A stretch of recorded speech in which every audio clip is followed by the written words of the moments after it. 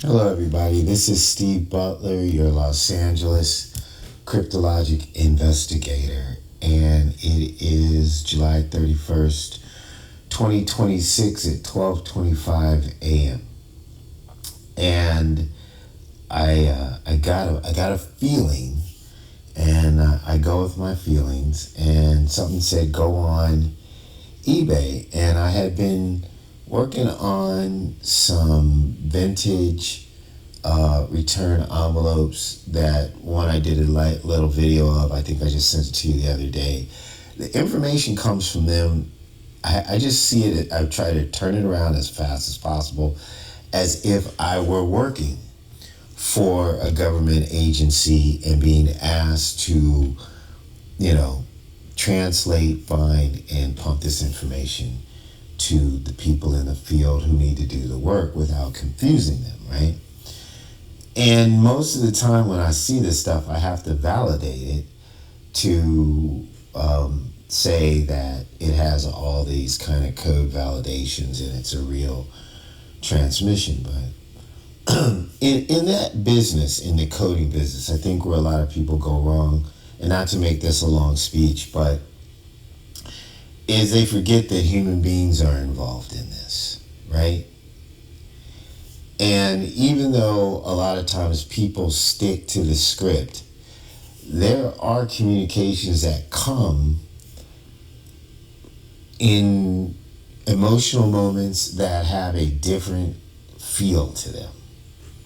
And as a code breaker, you have to be sensitive to that. Like, what if a guy is a POW and he's been found out to have been sending coded messages, and they figured out what his code verifications were, and they threatened to hurt all of the people that he cared about in a POW camp if he tried anything silly. And for him to stop being tortured, they wanted him to do a broadcast back to America to tell everybody that he's okay. How would he code, right? If he was going to continue to do what they told him not to do, he couldn't do it the old way.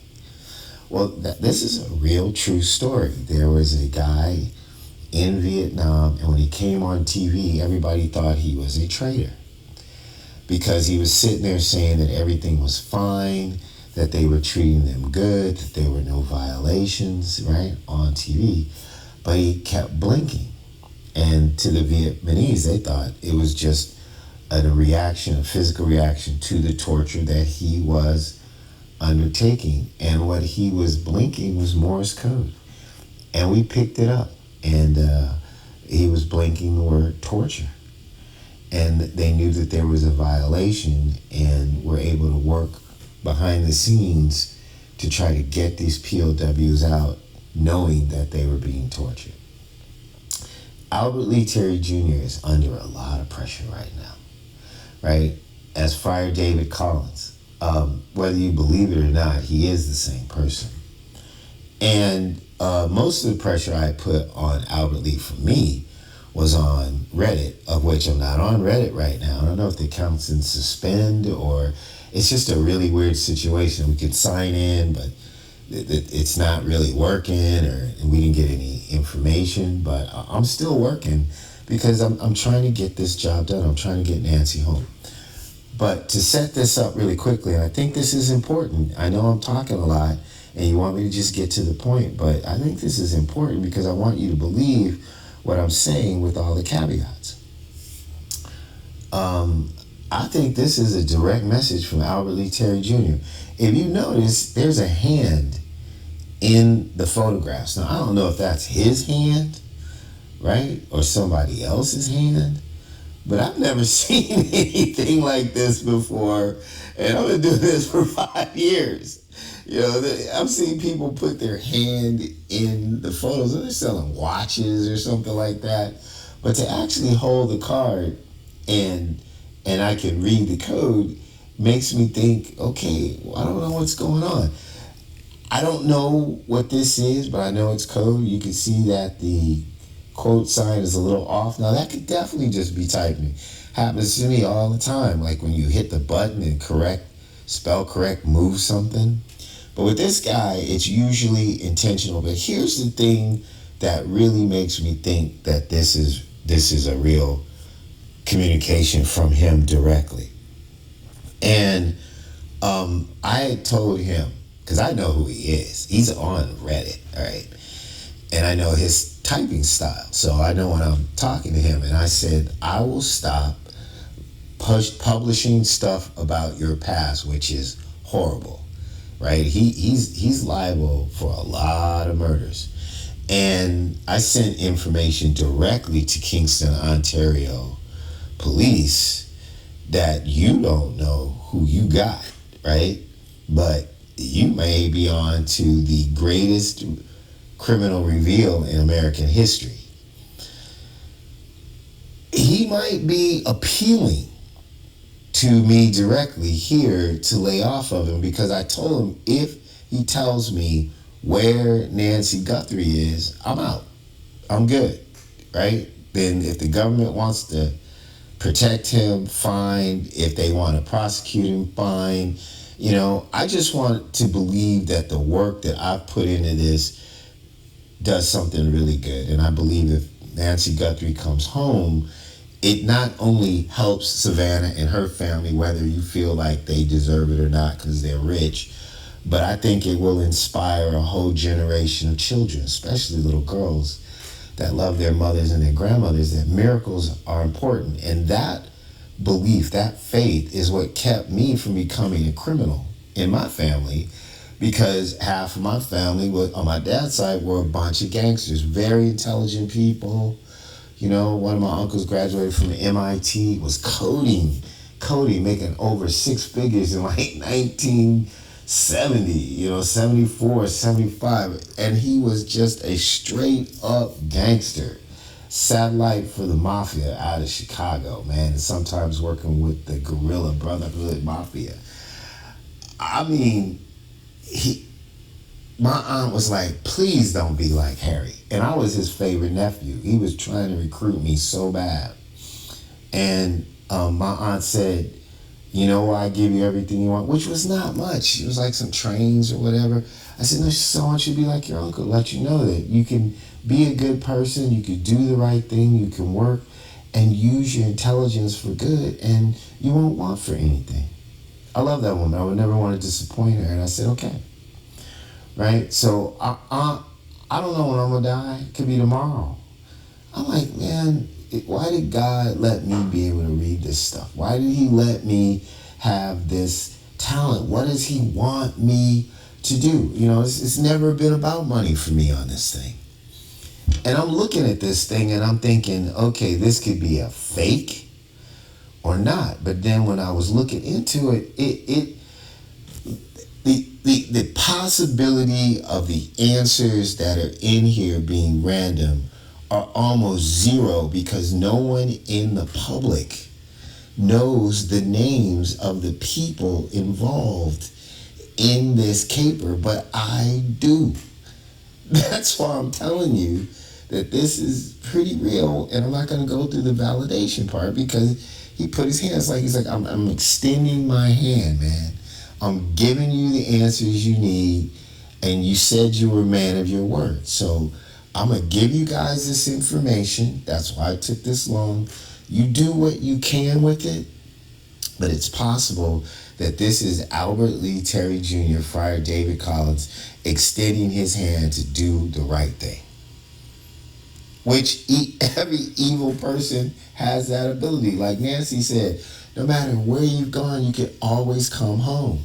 And so I don't know what this ROGD 56 is, right? But I'm going to show you something. When you go here, right, this is a new listing.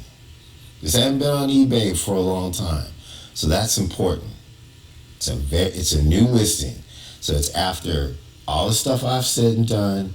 It's after Nancy Guthrie came out and said, there's a way home. This is important. So I'm about to get back. I'm going to do the cryptology. I'm going to tell you what it says, and you make up your own mind. All right? So, because I forward this stuff to the FBI Codes Division directly, if you guys don't know that, right? So they can do whatever they want with it. And I try to get it to the Pima County Sheriffs through KOLD TV and some other people. So here we go. This is possibly a direct message from Albert Lee Terry Jr., aka Friar David Collins, mastermind, most likely, of the Nancy Guthrie abduction, based on cryptology that matches his history,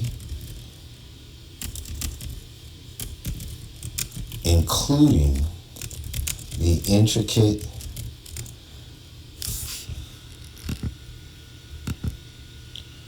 it's not the word I want. Including the, God, I wish I knew how to spell.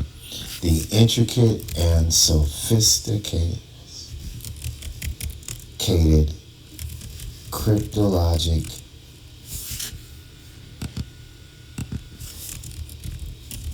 calligraphy of the John Benet ransom note. And I include that because it's important to validate that whatever you guys have now from this ransom note stuff, if you have a physical piece of paper, email, or attachment, you can look back to that note to see if there's letters that look like pictures and pictures that look like letters. So let's get to it, right? I'm looking at this thing and it says return to writer, not return to sender. So that was kind of a switch that I hadn't seen before that Albert was doing with this return to writer thing. So I searched that.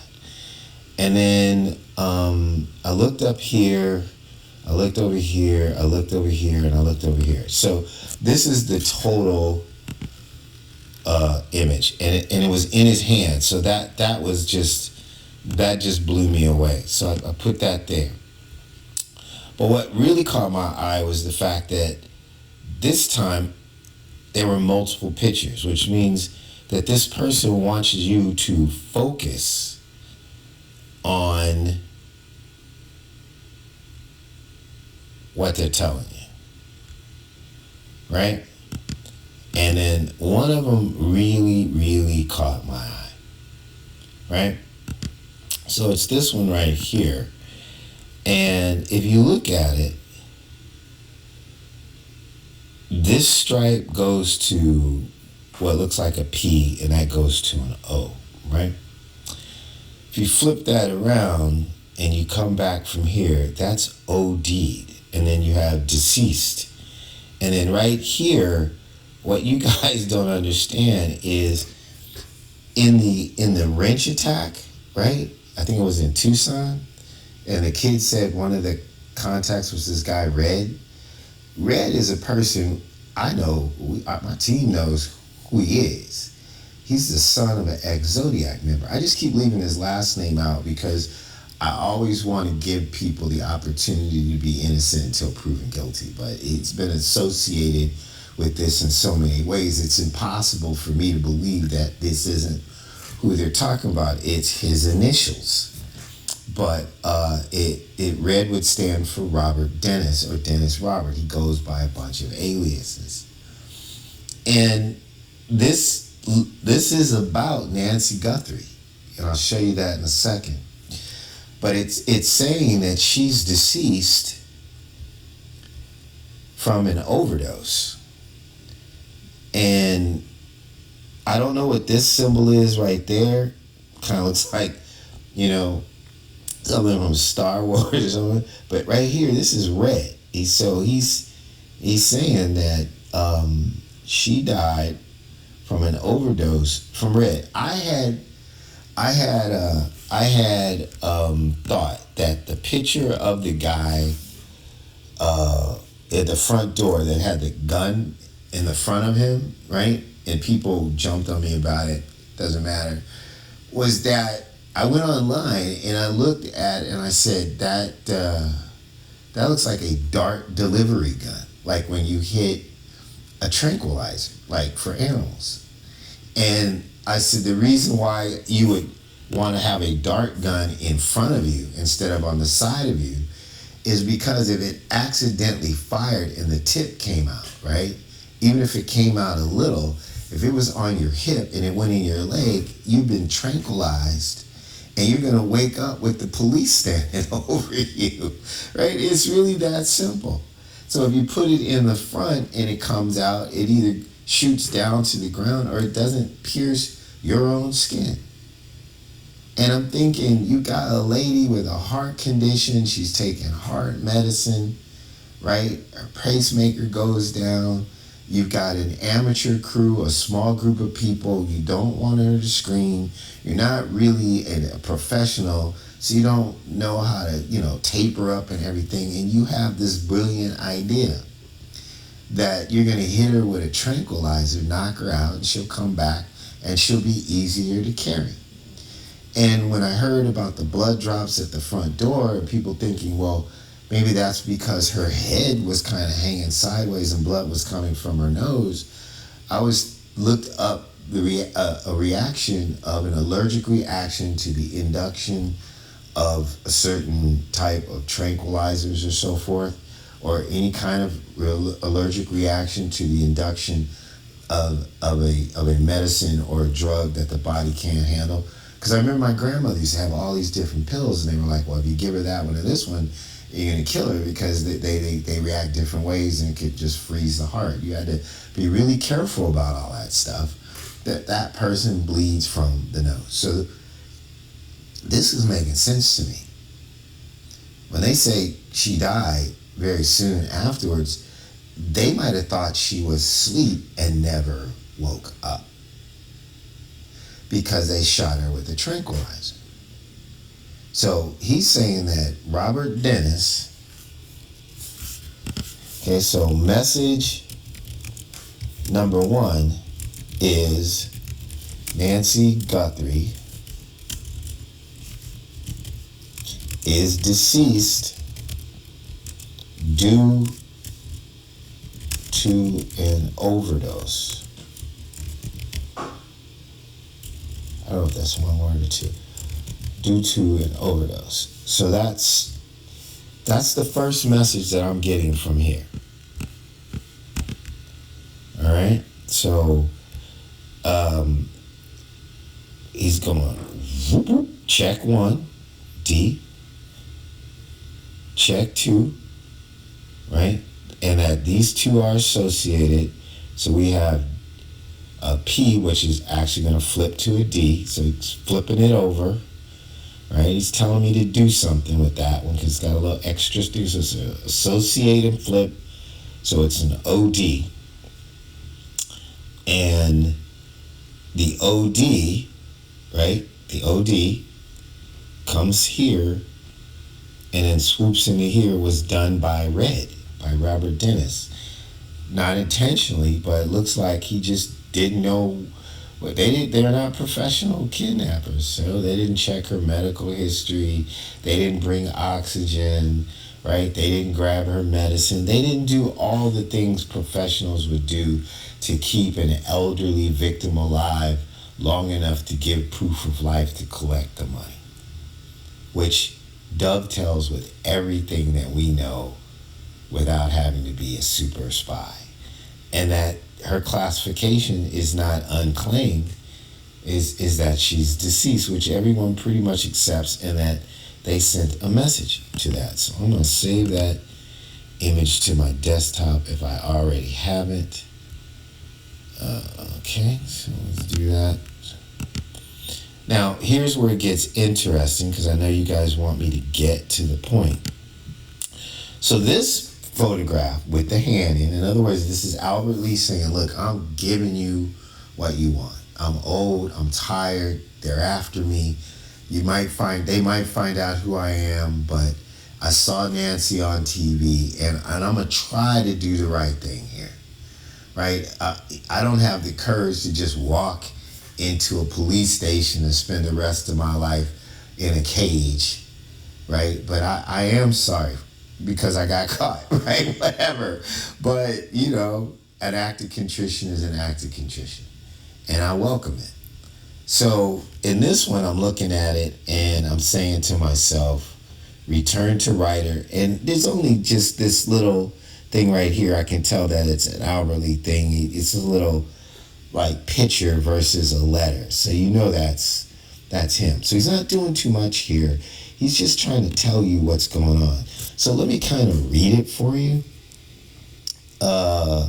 This would be Albert Lee in Ontario, right? So I also believe that he has a little apartment in Ontario. Even though he's not in the monastery, there had to be a studio, and we traced an address from another coded document. And we found an apartment that even on Google Maps, right, which he can't hack, right, that as it was progressing down the street and taking pictures of this building, Albert's funny. He put an image in his window, right, that was caught on Google Maps that shows the window of his apartment. And you could go down the entire block and you don't see anything else like this. So that's why I have these really strong feelings that these things are real and it's him, because this is his addiction to let you know it's him. It's that every one of these serial killer people have an addiction to being able to have credit. So to me, the ALBION is Albert in Ontario. All right, and I'm almost done. Actually, you guys think it's gonna be really long, but it's not. So the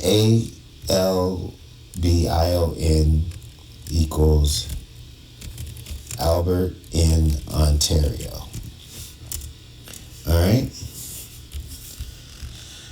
This is the hard part. So I believe that the Michigan is read backwards, right? And I don't even know if I can read it forward, but it does read easily backwards. So it would be Nancy Guthrie's in, right? Church in the Newman Center, which is where we think she is. And that could also be like a high and a tombstone. So usually that's a high, but there's also something else in there. It's kind of like a little face. It's hard to see. But I believe this is Nancy Guthrie's in the church. That's where her grave is. That's her tombstone in Newman Center, or which would make it, in Tucson, in that area. And that's what we've been telling people, that they have consistently been saying that, right? So let me do that. So we go Michigan,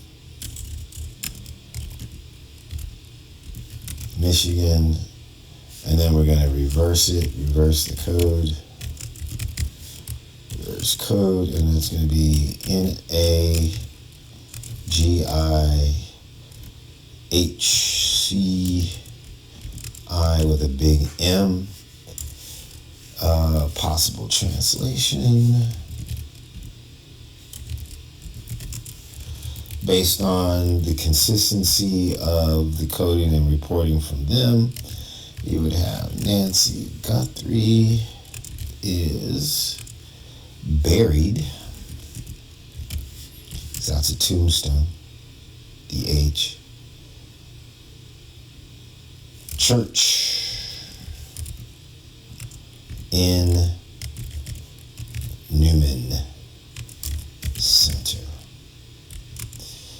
So that would be St. Thomas More. I know it's 2 zeros, 1. Newman Center. Church University.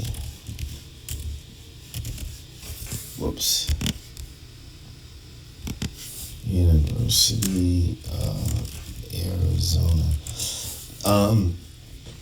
I am sure there is more code in here, and I haven't taken the time to actually go into that code. But when I saw that part right there, I said, okay, those are the two things I wanted to pull out of here, right?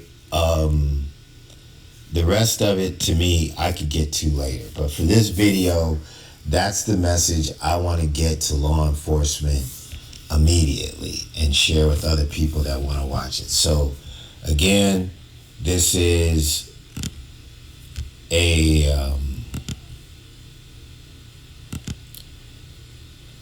a new listing. It looks to me like it is Albert Lee Terry Jr. extending his hand and giving us what we've been looking for, which is the location of Miss Nancy Guthrie. There's one more thing that I wanted you to see that I didn't point out. Do you notice that it says Miss right here? That the picture cuts off at Miss? I wanted to come back to that. Even though that's not a fully formed M, I think it's implying an M with an N. And so this could be Miss Nancy associating here, right? See what I'm saying? So there is an image there. I'm not going to really get into it, but it's not an accident that that's the part that's in the picture. So what I'm going to do is this and show you what that means. Miss Nancy Guthrie.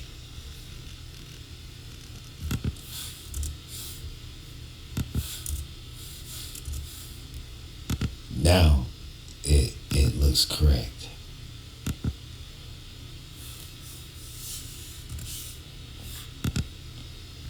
Miss Nancy Guthrie, Miss Nancy Guthrie is buried church in Newman Center, which is St. Thomas More Newman Center Church, University of Arizona. If this is true, one of the live bit trading cards said that you would enter through the front door, past the pews towards the altar, which narrows, right? And then there's two doors, one to the left, one to the right, that have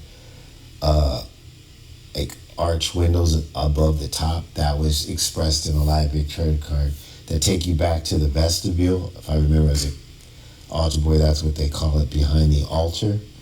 And you should look for stairs, either up or down. I think that's what the card was saying. I don't know what the architecture is of that building. And that she's under dirt, that would kind of be newly formed dirt, and could possibly have squeezed into a room or behind a locked door, because on the TMZ thing, he was saying he had a phone in a secure place that was easy to find. If you give me my money, I'll tell you where it is. To me, the phone was Nancy Guthrie. That's what he was really saying. So I'm going to end this video. I'll translate the rest of this for myself, but I'm praying that she comes home for so many reasons. Because, yeah, they're a rich family. You think she'll be okay. You don't think these people are human. But I think a blessing can come out of this, because eyes are focused on this crime and people think it's wrong, what took place. And even if you have good intentions to do things in the wrong way, overshadows the good that you wanted to do. And that's the message that we need to get to a generation of people. There's not enough police. There's not enough armies. You can't kill your way to doing things right. You have to change people's minds. And as Obama used to say, right, it is as important how you do things as what you do. This is Steve Butler, your cryptologic analyst and human in Los Angeles, trying to bring Nancy home. Thank you for your time. Thank you for your attention.